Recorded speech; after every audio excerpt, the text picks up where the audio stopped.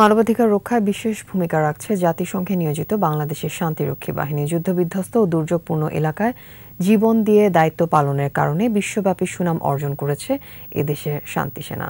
আরও জানাচ্ছেন Akhil Poddar. Walton air conditioner exchange অফারে স্প্লিট এসিতে 23,000 টাকা পর্যন্ত নিশ্চিত ছাড়।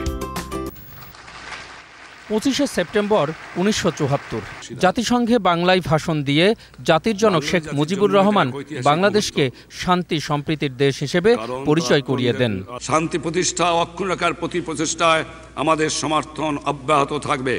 1988 সালে সেনাবাহিনীর 15 সদস্যের পর্যবেক্ষক দল প্রথমবারের মতো যোগ দেয় ইরাক-ইরান শান্তি রক্ষা কার্যক্রমে। সেই থেকে জাতিসংঘ মিশনে বাংলাদেশের যাত্রা। জীবনের ঝুঁকি নিয়ে 40টি দেশের 56টি মিশনে কৃতিত্বের সঙ্গে দায়িত্ব পালন করেছেন এদেশের শান্তি সেনা।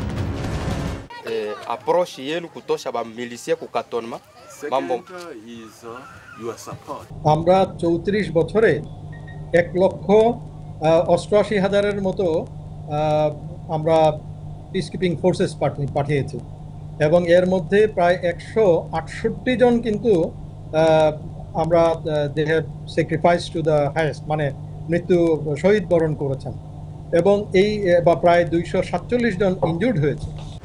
মানবাধিকার রক্ষায় বাংলাদেশি সেনাদের প্রতিশ্রুতিবদ্ধ যুদ্ধ কৌশল বিশ্বজুড়েই প্রশংসিত। তাই সব প্রতিকূলতা উতরে শান্তি সেনারা ধরে রাখবে অর্জিত সুনাম। বাংলাদেশ আর্মি বিগত 36 বছরে প্রমাণ করেছে বেশ কয়েকটা বিষয় এবং এই বিষয়গুলোর মধ্যে প্রথমেই হলো বাংলাদেশ আর্মির প্রফেশনালিজম।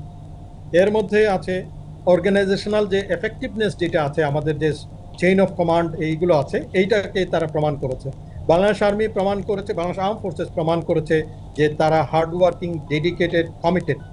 তারা তাদের যে চিটাগং হিল ট্রেক্সে যে এক্সপিরিয়েন্স অথবা লিবারেশন আর্মির যে এক্সপিরিয়েন্স আমরা পেয়েছি বা আমাদের ইনস্টিটিউশনাল ট্রেনিং যেটা আমরা পেয়েছি, সেই ট্রেনিংয়ের মাধ্যমে আমরা প্রমাণ করেছি যে বাংলাদেশ আর্ম ফোর্সেস একটা indispensable forces in UN mission. আমাদের রিপ্রেজেন্টেশনটা হয়েছে বিকজ অফ আমাদের যে প্রফেশনালিজম, আমাদের যে ডেডিকেশন, হার্ড ওয়ার্কিং, সেজন্য হয়েছে in UN headquarter. At the same time আমাদের অনেক নামকরা ফোর্স কমান্ডাররা ছিলেন, ডেপুটি ফোর্স কমান্ডাররা ছিলেন। যদি আমাদের সেই রকম কোনো উদাহরণ থাকতো তাহলে আমাদের দেশ থেকে এরকম ফোর্স কমান্ডারও নিত না, ডেপুটি ফোর্স কমান্ডার নিত না, অথবা জাতিসংঘের হেডকোয়ার্টারে আমাদের স্টাফ অফিসারদেরকেও নিত না। অখিল পোদ্দার, 21শে টেলিভিশন, ঢাকা।